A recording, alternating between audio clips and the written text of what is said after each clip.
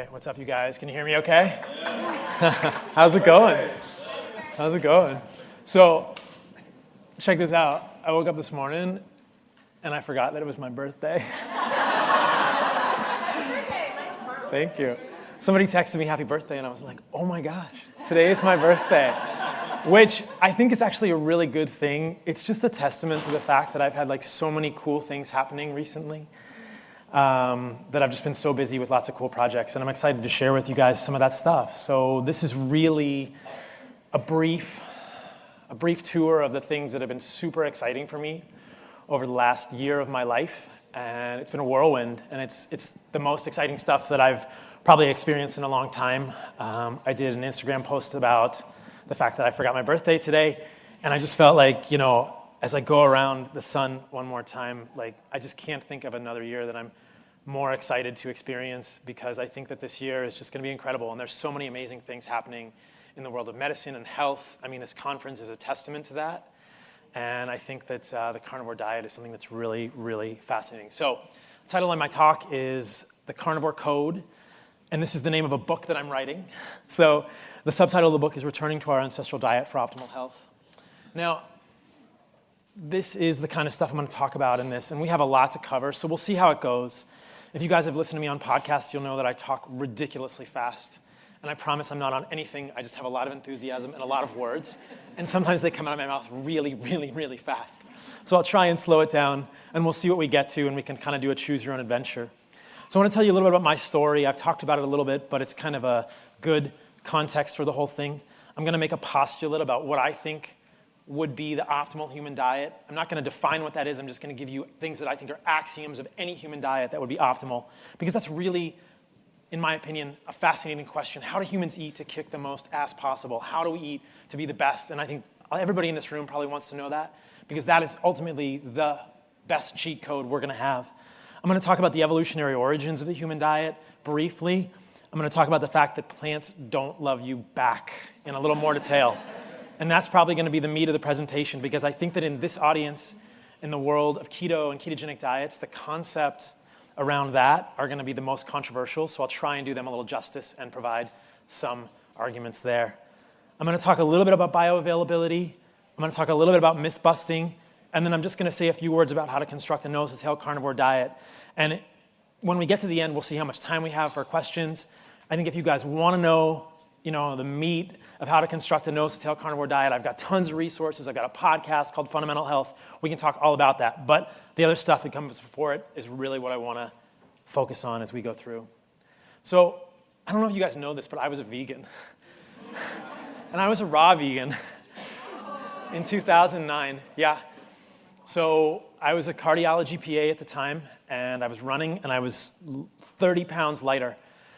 30 pounds less muscle, and you can't even really see it, and I'm smiling, but I'm really skinny, right? And I really did not feel well, and I gained a ton of muscle back when I started eating animal foods. I didn't go straight to carnivore in 2009. I went to like an organic paleo diet for about 10 to 12 years. But what happened for me in the last year was that I found the carnivore diet, and this is kind of where I am now. So that's the end of my talk,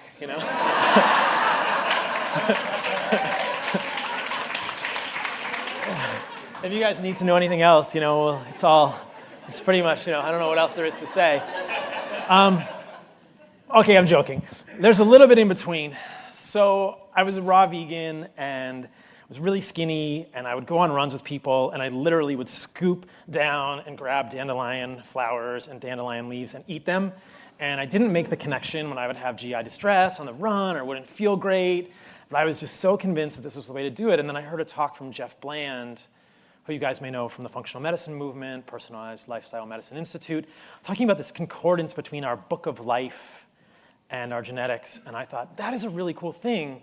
And even at that time, which is probably 2010, I thought, you know what? Humans have been eating meat a long time, eating animals. I'm pretty sure I should be eating animals. And that's what my genetics are expecting. That's what's written in my book of life. So I went back to eating animals, and I experienced improvements in my health. I was pretty much organic paleo for about 10 years, strictly organic paleo. but I never got rid of my eczema, right? And that eczema was probably the best blessing I've ever had because it signaled to me personally, and this is my anecdote, that there was still something going on in my body that wasn't right. I still had some autoimmunity. I still had some chronic inflammation under the surface.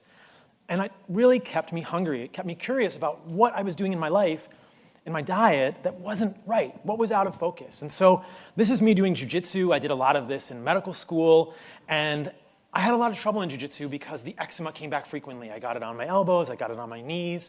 For any of you guys or girls who know about jiu-jitsu, it's all on the mats, you're just sweaty and you're moving around, and it's really hard to prevent eczema if you have a tendency toward that. It got infected, I got impetigo, it was a real difficult time. But the eczema kept me thinking, what am I doing differently in my diet that's creating imbalance, that's triggering autoimmunity? And just because I think you guys need to appreciate this is my jiu-jitsu face, right?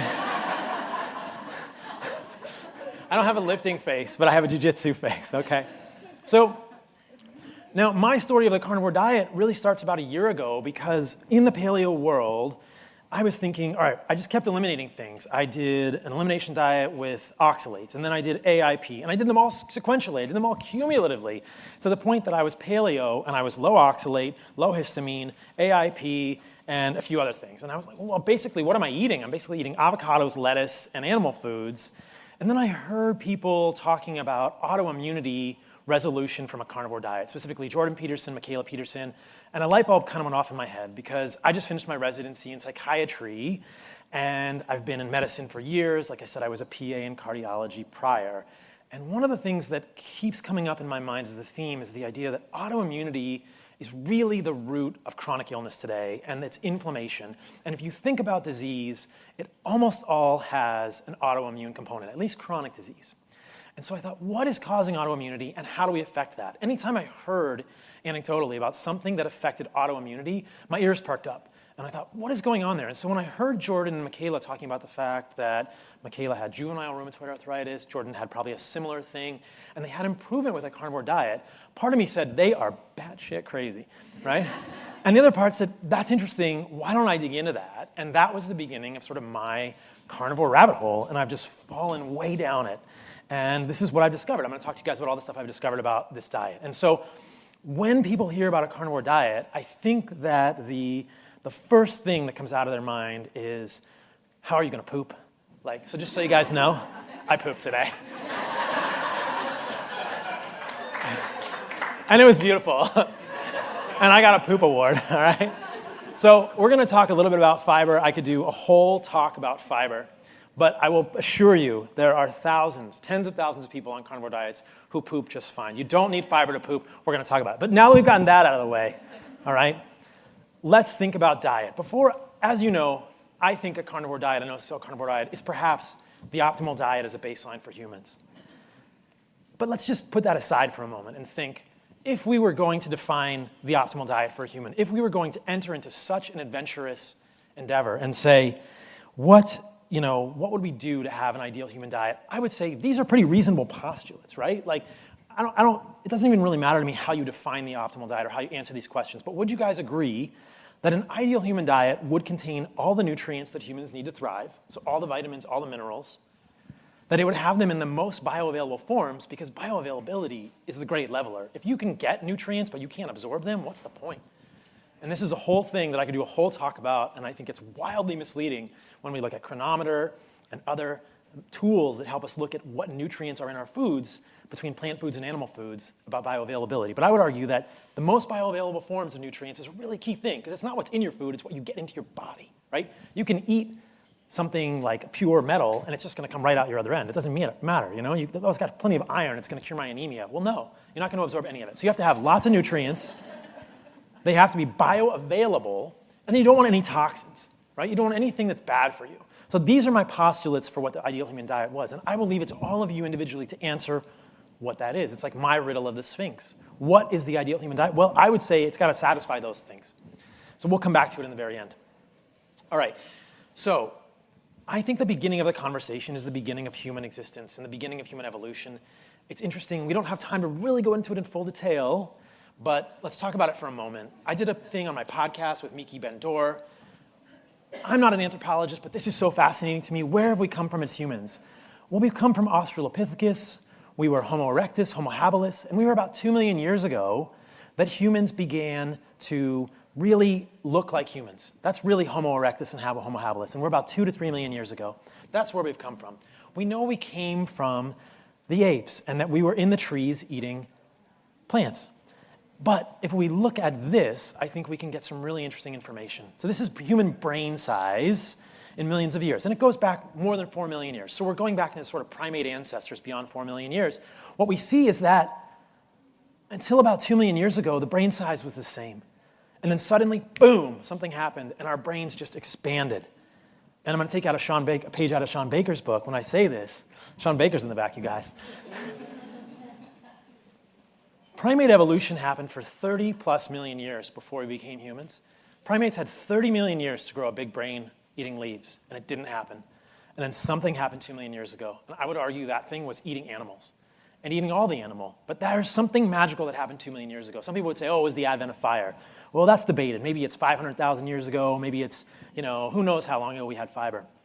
But something magical happened 2 million years ago. And I would argue there's really good evidence that that was eating animals, that the idea that we started hunting and eating animals made us human, allowed our brains to grow into incredible ways, which allowed us to do all these crazy things, allowed me to stand in front of you, forget it's my birthday, and post about it on Instagram, right? Because I have a reasonably big brain. Now, you'll notice that human brains have gotten smaller, and we're going to talk about that too. That they peaked about maybe 10 to 20,000 years ago, and now we're getting smaller brains, so we'll talk about that. But there was a big expansion in the size of our brain, which correlates with the advent of stone tools and evidence that we were hunting. I would say that hunting made us human. And you can pick in this picture who you want. Maybe one of those is Sean Baker, one of them's me, and one of them's Danny Vega, but we'll see how you do it. I just don't want to be the guy. I think the guy wrestling with the bear is Sean, because he's the guy. He's got to be the guy. I'm going to be the guy standing in the background there. You go, Sean. You get that bear. All right? There's really interesting anthropology evidence looking at stable isotope values in Neanderthals and first humans. So now we're fast forwarding to about 80,000 years ago, much more recent. We're looking at Neanderthals, Homo sapiens in Europe, and what we see is that if we look at the collagen, the bones of these peoples, they have really high levels of different nitrogen isotopes. Without going into all the minutiae there, what that suggests is that as we eat more animals, we accumulate more nitrogen. Paleoanthropologists can look at the level of nitrogen in these bones and compare it to other known carnivores at the time, like hyenas. I talk about this in the YouTube that I did with Miki Ben-Dor that I'll probably put on my podcast soon, but it's on YouTube if you want to hear it. Well, what do we see? We actually, 80,000 years ago, looking at our collagen, so teeth and bones, had more nitrogen in our bones, more of these isotopic ratios than known carnivores like hyenas. So there's very strong evidence, and there's a really strong belief that we were actually high-level carnivores. And it would make sense, right? Where are the nutrients? Miki Ben-Dor's talked about this. Where's the calories? Where are the nutrients? They're in animals and animal fat.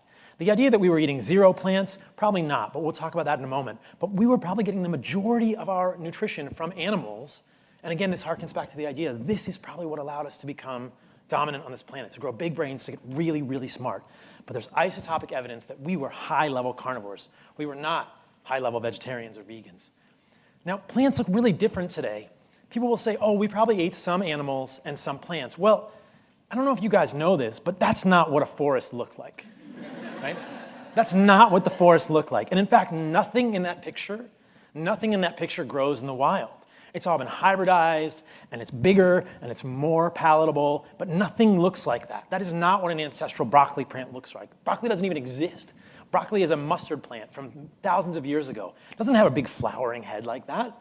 And those potatoes, those are toxic 80,000 years ago. You can't even eat those. Those are completely toxic. Not pictured in this picture is things like almonds. Again, completely toxic. We've hybridized the heck out of them. So many of the foods we eat now are different. If you were walking around the forest 80,000 years ago, it would look like this. This is a picture I took when I was hiking on the Olympic Peninsula outside of Seattle, which is where I finished residency. This is an awesome place. It's called the North Fork of the Hoh River. You guys are all in on a big secret here. This is an amazing spot. It's not in the national park, but if you go to the Olympic Peninsula, go to the North Fork of the Hoh. Do you see anything you can eat in that photo? Anything. There's nothing edible there, right? I'm going to go up and eat a piece of this fern. I'm going to get really sick. There's probably some oxalates there. Well, That's like clover, right? That's probably gonna kill me. That's so much oxalate, I'm gonna die. We're gonna talk about oxalate too. There's nothing edible in that picture. That picture is not this picture. The idea that our ancestors would have been eating a lot of plants is a little bit crazy when we think about which plants were available at the time. Now, seasonal fruits, possibly. Did they look different than what we have today? Heck yeah. Maybe some occasional tubers, but here's the thesis that I would suggest. This is my opinion, but I think that we were probably survival eaters of plants, that plants are really just survival food. We know we've eaten plants, but I would say that we probably ate animals whenever they were available, and we would eat plants if we couldn't get animals. We would say, oh, crap, we don't have any animals. We better go looking for some tubers. But that's about all we have. And if we got berries, we're going to eat them. But for the majority of the time, we would go hunting animals. And this is the idea of facultative carnivory, which is a big hat tip to Amber O'Hearn. I don't know if she's here. But the idea that humans are probably only searching for plants when they can't get animals. We are facultative carnivores. We don't need to have animals all the time, and plants can be survival food sometimes. But if we try and make plants the staple of our diet, we're really not going to be optimal. So what happened 12 to 15,000 years ago? This is the Neolithic Revolution. The Neolithic Revolution. Jared Diamond has called this the greatest mistake in human history. For whatever reason, we stopped hunting animals and we started doing this. We started farming. It allowed our population to expand. We had access to calories, but we neglected bioavailable micronutrients. And oops, we got things like porotic hyperostosis. You see the two parietal porosities in this skull?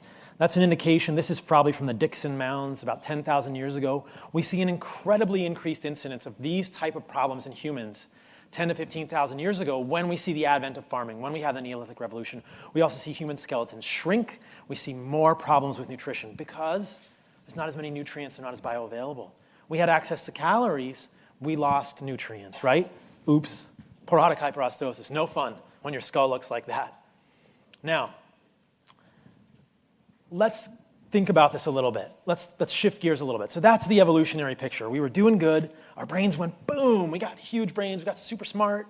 And then we started farming. We expanded, but our micronutrient status went downhill really fast, and we had problems with this kind of thing. Now, let's just shift gears and think about plants. If we go back to that picture of those plants in the forest, do you think plants want to get eaten? Do you think plants are really friendly to humans? Like, plants are awesome, but I don't think plants want to get eaten. And plants and animals have co-evolved for 450 million years. If plants really looked like this, like, you're playing with your broccoli when you're a kid, and you're like, oh, I'm the dinosaur, I'm going to eat this broccoli tree, right? If broccoli trees existed 400, 500 million years ago with dinosaurs, there'd be a real problem because they would eat the crap out of those trees, and there would be nothing left, and the ecosystem would collapse. Plants don't want to get eaten. They have evolved mechanisms to sort of regulate how much they get eaten with other animals. And this is the whole idea of plant toxins. So maybe it wouldn't look like that. It might look more like this, a diplodocus eating a fern, but that fern knows the diplodocus is coming for it, and it's going to evolve some mechanisms, some defense mechanisms. And if you look at plants universally, they have varieties of defense mechanisms. So this is the sad truth, you guys. Kale doesn't love you back. It just doesn't love you back. Why do we assume that plants are good for us? Why do we assume that plants are happy that we're eating them? We should assume the opposite, and I believe the burden of proof should be on proving that plants are good for us, rather than the opposite. We assume that plants are benign. We assume that all these chemicals in plants are beneficial for humans, when in fact, what if the opposite is true? What if plants really have their own agenda? What if plants really just want to make their offspring go and, propagate, and they don't really want to get eaten? They're willing to get eaten a little bit, maybe to spread their seeds and fruit, but generally, they don't want to get eaten because they have their own agenda too. What if we assume that and we think, why would a plant compound be good for a human? That doesn't make a whole lot of sense, right? Why would plants encourage things to eat them? Then the burden of proof becomes, how do we really believe that plants are good for us? If you want to say that, you have to prove that. Right now, we assume plants are good for us, and every time there's a new chemical, everybody's all excited. Oh, there's a new sulforaphane or resveratrol or terastilbene or curcumin. We think, oh, this is fantastic. Oh, the plants are just amazing. They're just making these compounds to benefit humans, when in fact, they're not making the compounds to benefit humans. They're making the compounds to benefit themselves. These are called phytoalexins. They're plant defense chemicals. They're to prevent the consumption of the plants by animals and fungus. And we, I would argue, have confused the way that they interact with humans. And we'll talk a little bit about that. There's also other plant defense chemicals. We know oxalates are a thing. We know lectins are a thing. We have to be aware that plants have external spikes, but they also have internal chemical spikes. They really don't want to get eaten. So these are examples of phytoalexins. That's resveratrol, pterostilbene, sulforaphane, and a tannin. And these are polyphenolic molecules. Sulforaphane is not polyphenolic, but you can see these phenol structures in the molecules. But these are compounds that plants produce to say, get off of me, you bug, stop eating me. Diplodocus, go away, stop eating me. I don't want you eating me. These are not things that plants are making for human vitamins. This is an incredible article. It's 1990, Bruce Ames, dietary pesticides, 99.99% all natural. I think the actual aim of this article was to illustrate that we eat a lot of pesticides that are in plants relative to the pesticides that are sprayed on plants. But I read this article differently. We just eat a lot of plant pesticides. And I'm talking about the pesticides that are made by plants, not the pesticides that are sprayed on plants. So he says it there. We calculate that 99.99% by weight of the pesticides in the American diet are chemicals that plants produce to defend themselves. Gram quantities of phytoalexins that we consume. This pales in comparison to the actual sprayed pesticides. I'm not saying those are good. I'm not a fan of glyphosate or any of those. But we are ingesting gram quantities of these on a day when we're eating a variety of plants. And these are known rodent carcinogens, and very few of them are tested in humans. We don't have time to really dig into this paper, but if you want to find it, I think it's open source. And you can see experiments that were done in the 80s and 90s on these chemicals, some of which are like this. 49 natural pesticides and metabolites found in cabbage. 49. These are just plant chemicals that the plants are making, and we have to imagine it is an incredible accident if one of these ends up being good for a human, because these are from a completely different operating system. Look at all those chemicals. These are all pesticides in cabbage. That's just 49 in cabbage. And many of these are known to break chromosomes. This is an assay called plastogenesis. They use cell culture. It's not a perfect model, but there are concerns that many of these chemicals can actually interrupt synthesis of DNA, replication of DNA. So many of these chemicals are what we think of as phytochemicals. These are the magical chemicals that we're told are so good for us. When people say, you can't do a carnivore diet, what about the phytonutrients? I was just talking to somebody last night at the VIP dinner, and he said, my doctor said you need plants because of the phytochemicals. Phytochemicals are magical, right? Phytochemicals are unicorns and fairy dust. They are magical, right? I would argue no. And let's look at this real quickly. These are a series of studies that I think are some of the most revealing. If phytochemicals were so magical, what would we see in interventional trials? Maybe we would see improvements in inflammatory markers. Maybe we would see improvements in oxidative stress, right? We don't see any of that. And people have done these studies, but nobody ever hears about these studies. There's 4 of these studies. I'm going to go through all of them real quickly. Effects of high consumption of vegetables on immunological and antioxidant markers. This is a 4-week intervention. They compared a group with low vegetable consumption or high vegetable consumption. So 800 grams of vegetables per week or 4,200 grams of vegetables per week. And these are not just like, these are not weenie vegetables. This is not like, iceberg lettuce. Jerusalem artichoke, carrots, tomatoes, red cabbage, sweet peppers. You've got everything that people say is amazing. You've got brassicas in there, right? What do you find?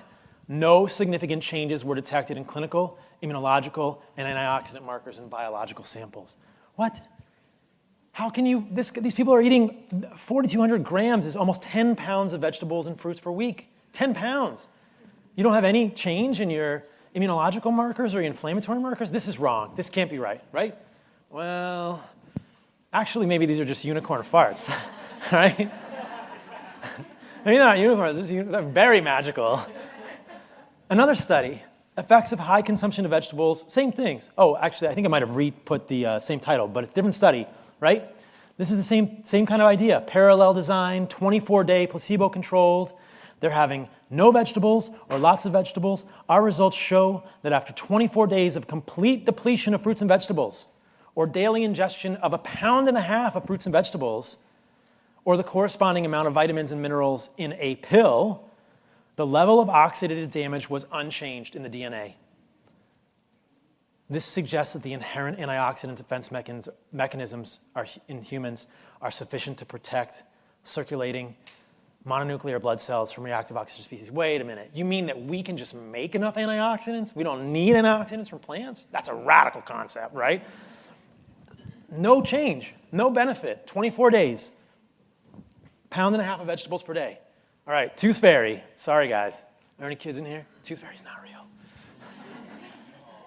Increasing the vegetable dose is associated with a rise in plasma carotenoids, which means you get plant pigments in the blood, but no modification of oxidative stress or inflammation in overweight or obese postmenopausal women. What? The change during each feeding period increased dose level. Urine concentrations of 8-isoprostane F2, which is F2 isoprostanes. These are a measure of oxidative stress. Serum CRP were not affected by any administered vegetable dose. In this variable dose vegetable study, a dose response for plasma carotenoids was demonstrated without a significant change in oxidative stress and inflammation in overweight postmenopausal women. Okay, I'm waiting. Where are the vegetables? What are they doing for us? Well, maybe they're Sasquatch, right? As much as it pains me to tell you this, I don't think Sasquatch exists either, guys. This is a crazy study. It's a little bit more complex. They didn't actually intend to study this, but what they did was they removed all the flavonoid-containing vegetables from people's diets, and they say in the conclusions, the overall effect of a 10-week period, 10 weeks without dietary fruits and vegetables, was a decrease in oxidative damage in DNA, blood proteins, and plasma lipids concomitantly with marked changes in antioxidant defense. That means people got better without some fruits and vegetables. What the heck? So what are these magical chemicals doing for us? Well, maybe, what about hormesis? People love hormesis. Like, that's always the response. Okay. What about hormesis? Like, what is hormesis? What about, surely they're good for us because of hormesis. Well, I kind of just showed you they're not good for you because of hormesis. Because if you're telling me that they're going to be hormetic, then you should see an improvement in oxidative stress, because that's what we're saying these chemicals do, that they're going to raise glutathione levels. That's the hormetic effect. I kind of just showed you they're not good for hormesis, but let's talk a little bit about hormesis, because this is such a pet peeve of mine. I would say there are two types of hormesis. There's environmental hormesis and molecular hormesis. And I actually think molecular hormesis is kind of a misunderstood term. I think we have incorrectly applied the idea of environmental hormesis to molecules. We know that in our lives, heat, cold, sauna, exercise, there are things that make us stronger by breaking us down a little bit. But I would argue that the molecular hormesis doesn't really hold up to the same sort of intellectual scrutiny. It's a little tricky, right? But the idea is a small amount of a poison make you stronger. Or does it really? Well, how does hormesis work? Most hormesis works through what's called the NRF2 pathway in the liver. Without getting too granular, it's a pathway that responds to oxidative stress, right? Now, when we eat sulforaphane, when we eat a lot of these phytochemicals, these magical Sasquatch unicorn fart phytochemicals, they activate this NRF2 pathway and we get more glutathione. And people say, look, we proved it. We proved it. We're done. We got it. Sulforaphane makes you have more glutathione. It's magical. It's unicorns. Well, is that really what's going on here? Because this is an antioxidant response pathway. The reason it activates that is because it's a molecular stressor, because it's an oxidative stressor. And there are two problems I have with this. Number one, we don't really need sulforaphane to have adequate antioxidant defense. And number two, there are lots of other chemicals that activate, lots of other chemicals that also activate the system. Would you guys say that cigarette smoke and smoked meats are hormetics? Because if you don't, then you got to know that both of these also activate the NRF2 pathway. These are both oxidative stressors, and both of these activate the NRF2 pathway. So nobody says, take your cigarette today and eat some broccoli. And that's an oversimplification, but in some way, at a molecular level, it's very similar. So here's the data. Lung exposure and glutathione. Cigarette smoke exposure initially decreased. That's extra lymphatic fluid. Glutathione levels is GSH by 50%.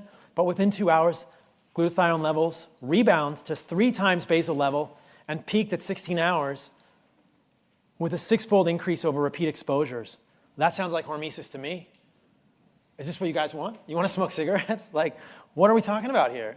I would say this is a little bit confusing, Like, why do we think these plant molecules are so magical?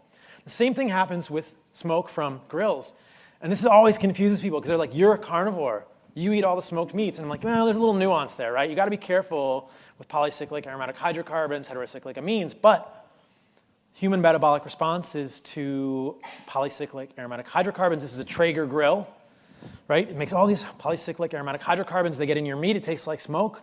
But these also trigger the NRF2 pathway. So there's a lot of symmetry in many of these molecules. So sulforaphane, cigarette smoke, smoked meats, they're all kind of activating the same system in the liver.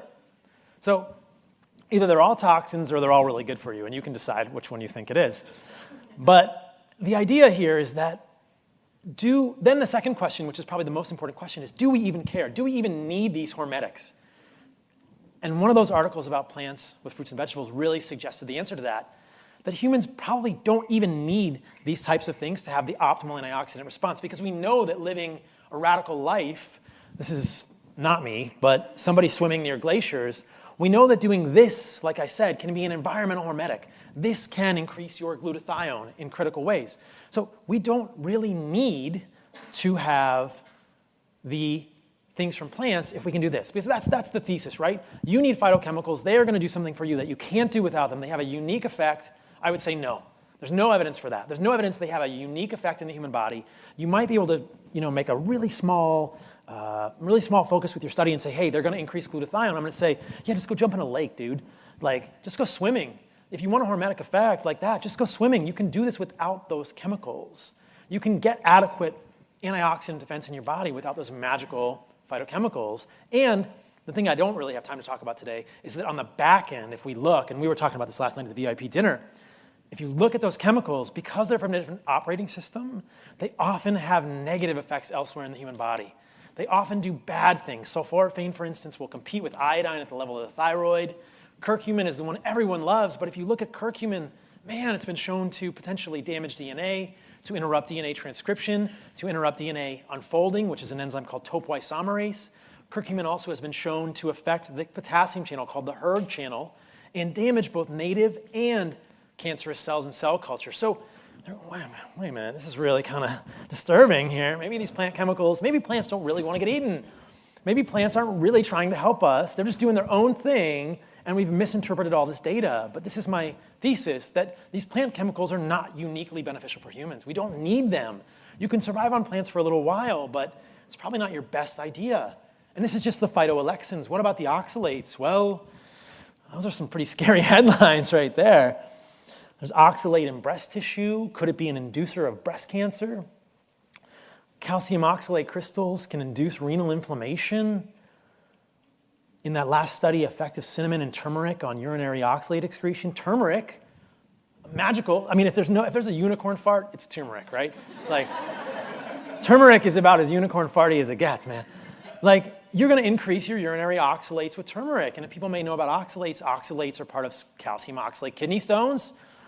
Oxalates are not a good thing to have in your body. Your body makes a small amount of oxalates when it detoxifies an amino acid called hydroxyproline, 50 milligrams a day, maybe less. But with turmeric, almonds, and beets, you can get gram quantities of oxalates in your diet. I did another podcast on my YouTube channel with Sally Norton.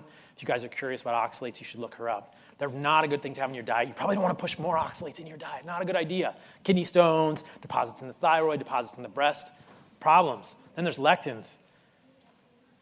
Stephen Gundry said he was going to come to this lecture, but I don't see him here. We'll see. This is one thing I agree with him on, sort of. We know that lectins are a big deal. Lectins are carbohydrate-binding proteins. And the lectins in plants don't really play well with the lectins in animals because we're from different operating systems, and they cause all sorts of problems. And people know this. If people have read his book about the plant paradox, if they've experienced reactions to nightshades or beans and the high lectin foods, you'll know that there's probably problems with lectins, that these can really cause problems. And we don't have time to go into all these. I just want to point out that there are lectins in plants. There are lectins in animals too, but they don't really seem to trigger the immune system in the same way. There's some really scary ideas with lectins happening right now. Paul Mason, great talk where he talked in detail about this kind of thing. This is in C. elegans, which is a small little worm, but in C. elegans, and I believe it's rat models, you can see that lectins, specifically lectins from beans, can be transported from the gut to the brain and make lesions that look like Parkinson's disease. That is a scary thought. Interestingly, if you see the last sentence here, I didn't think I put it in there. Oh yeah, a recent Danish study showed that vagotomy resulted in 40% lower incidence of Parkinson's disease over 20 years. That's an epidemiologic finding, and that's severing the vagus nerve, which is a nerve that goes from the stomach to the brain. But they noticed that that's probably how the lectins were traveling in these C. elegans worms, that these lectins were actually moving from the gut to the brain, potentially through the vagus nerve. And epidemiologically, when they cut the vagus nerve in patients or people in Denmark, they had less Parkinson's disease. So this is a scary thought. Are these lectins ending up in brains? Are they creating leaky gut? And lectins are primarily in the grains and the beans. So big problem. We talked about bioavailability, the idea that phytic acid, present mainly in staple foods, a strong negative effect on zinc absorption from composite meals. It also affects calcium, magnesium, manganese, any divalent cation. So if you go on Chronometer and it says that your broccoli has a lot of calcium, no, you're not absorbing it. You're not absorbing the zinc. You're not absorbing any of these minerals because of phytic acid. So this gets back to the idea of bioavailability, and I could do a whole talk on that, but I don't have time. But I just want to remind you that it is not the same. When Vega Protein says you have 35 grams of protein, no way. That protein is not bioavailable in the same way.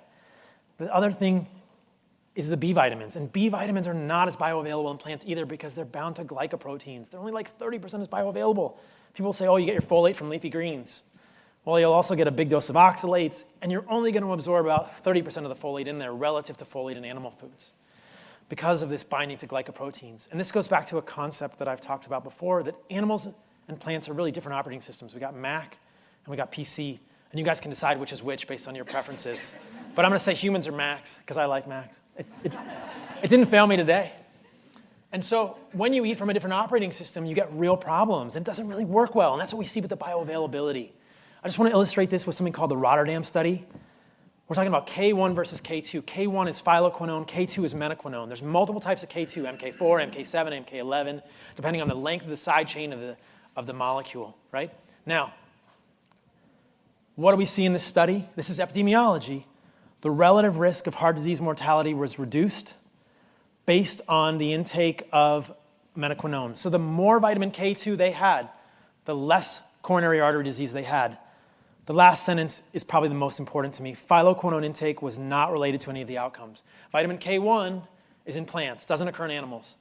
Phyloquinone intake, not related to any of the outcomes. Vitamin K2, the more you eat, at least in this epidemiology study, which is pretty profound, the less coronary artery disease you had. Well, whereas vitamin K2, it's in everything that kills you. Eggs, muscle meat, liver, right? These are going to give you heart disease for sure, right? Except they have vitamin K2, which probably prevents it.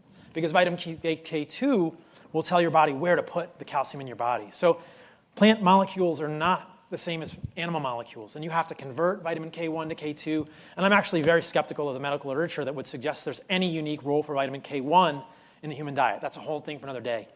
People will say that you need vitamin K1 for clotting, and I would say, nah, you're going to use your vitamin K2 to do that. I'm not convinced of any unique role for vitamin K1. So get your vitamin K2, you're going to be way healthier. Plants are not equal to animals, different operating systems. We don't have a ton of time to go into these. The myths. Red meat is going to give you colon cancer. Red meat is going to cause your heart to explode. We already talked about you need fiber to poop and have a healthy gut microbiome. I'll say a few words about this. I'm about to go over. We'll see.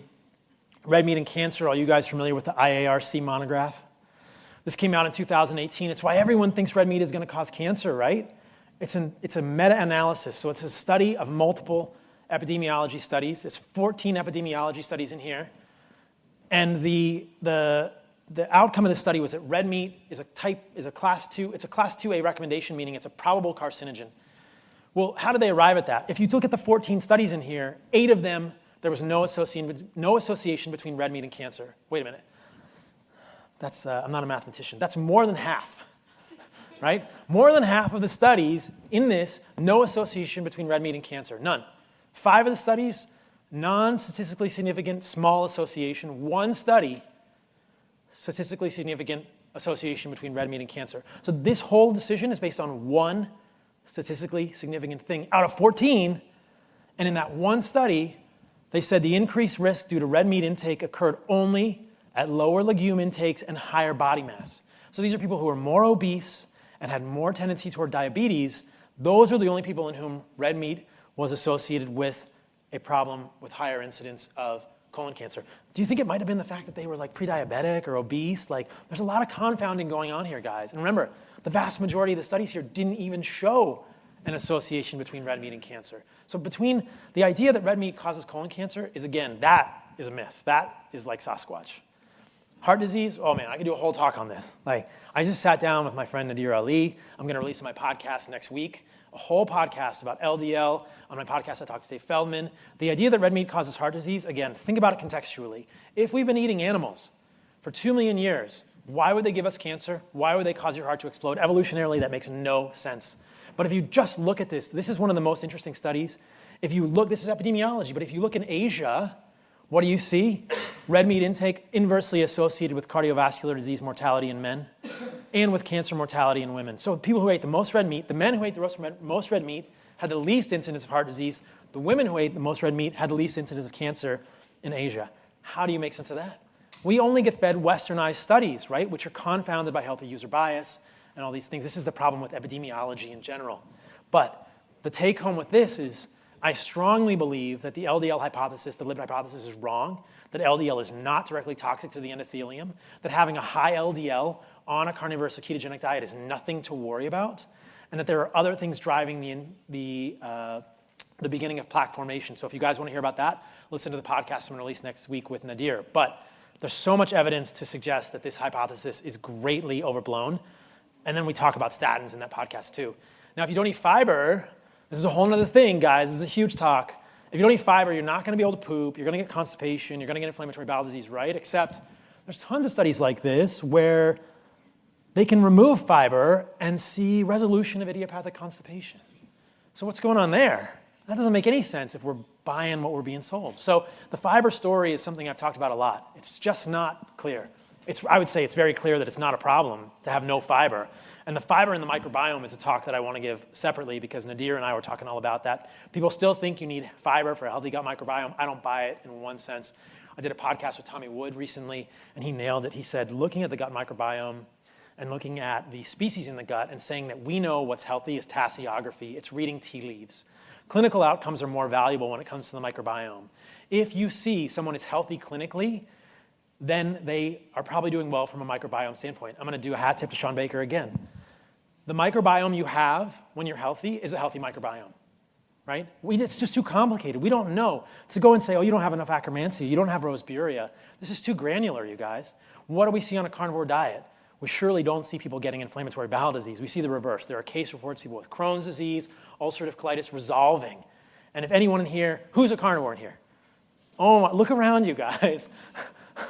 Oh my gosh. How many people in here who are carnivores have had their GI symptoms improve? That's a lot. Anybody had GI symptoms get worse?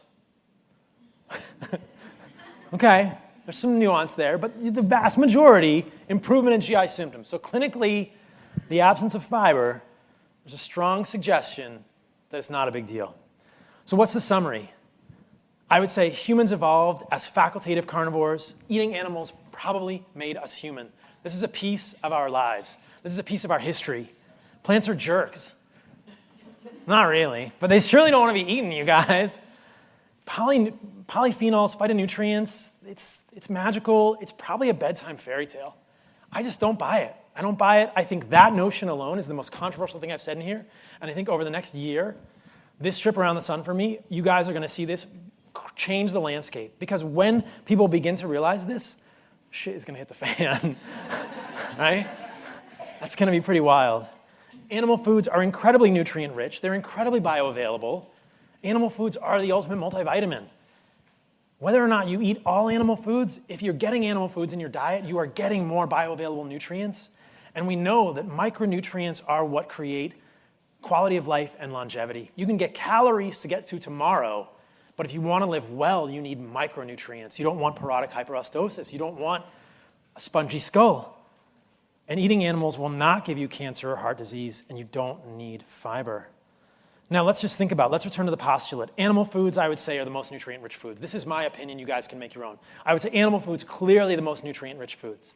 I don't like the wording nutrient density, but I like to think in terms of presence of nutrients, there's no comparison between plant and animal foods. Animal foods are the most nutrient-rich foods on the planet. They're all highly bioavailable. They basically look like us. They're from the same operating system. And they don't contain toxins or anti-nutrients. There's a little bit of nuance there in terms of how you cook them. Do it responsibly. But I'll let you decide what the optimal human diet consists of. You guys know where I stand. Like, If we accepted those things, I think a carnivore diet is really reasonable and a good option. Now, how to be radical, I don't have time to really go into this. This is how I construct a carnivore diet. You have to think about fat-protein ratio, eating organ meats, thinking about your electrolytes. And I just want to say a word about how to be carnivore-ish. I don't think we all have to be completely carnivorous, but I think that the takeaway for people is that eating animals will give you more nutrients and you will avoid more plant toxins. We are, in fact, facultative carnivores. We can eat plants if we need to, but just realizing that when you incorporate plants, do so mindfully, and the more of the well-raised animal foods you get, I think the better you're going to do. It's like a straight line, or I mean, that's how I construct it, a straight line. The more well-sourced animal foods you eat, the more you're going to kick ass, right? You don't have to eat all of them all the time if you don't want to. Some people do. A lot of carnivores in this room, but knowing that you can eat plants sometimes is fine. Just be aware of which plants are more and less toxic, oxalates, lectins, etc., particular phytonutrients, actually phytotoxins that you might be sensitive to. So I like the idea of being carnivore-ish. You don't have to be fully. If you want to do it, you can. It's doable. But there's a continuum there. And I think the more animal foods you eat, the better you're going to do. If you guys want details on the other stuff, I've got tons on my social media. You can talk to me afterwards. I do a podcast. I talk about all this stuff. I did a recent podcast with the Bell brothers. I saw Chris Bell. He just walked out. I did a podcast on his podcast with his brother. It's called Mark Bell's Power Project. We talked about fat-to-protein ratios. I always talk about eating organs. I love them. I think they're full of important nutrients. Electrolytes are important to consider. If you're not doing well on a carnivore diet, if you're not doing well on a ketogenic diet, you need to think about salt and other electrolytes. Okay, so if you want to stalk me, Fundamental Health Podcast, check me out. Paul Saladino, MD is my website. Soon to be Carnivore MD. I'm just going for it, you guys. CarnivoreMD.com. It's coming soon. My book is called The Carnivore Code. It's going to be out in a few months. Wait for it. It's going to be hot. And I'm doing a cookbook, Carnivore Code cookbook. It's going to be amazing. And I have a newsletter, which I keep renaming. Right now, if you want to get on my newsletter, it's called CarnivoreCodeCollective.com. You can sign up for my newsletter there. I'll send you one out whenever I get around to it. It'll probably be later this week, but I've been super busy. So busy, I forgot my birthday. Carnivore Code Collective. That's me. Thank you guys for coming. It's awesome to see you.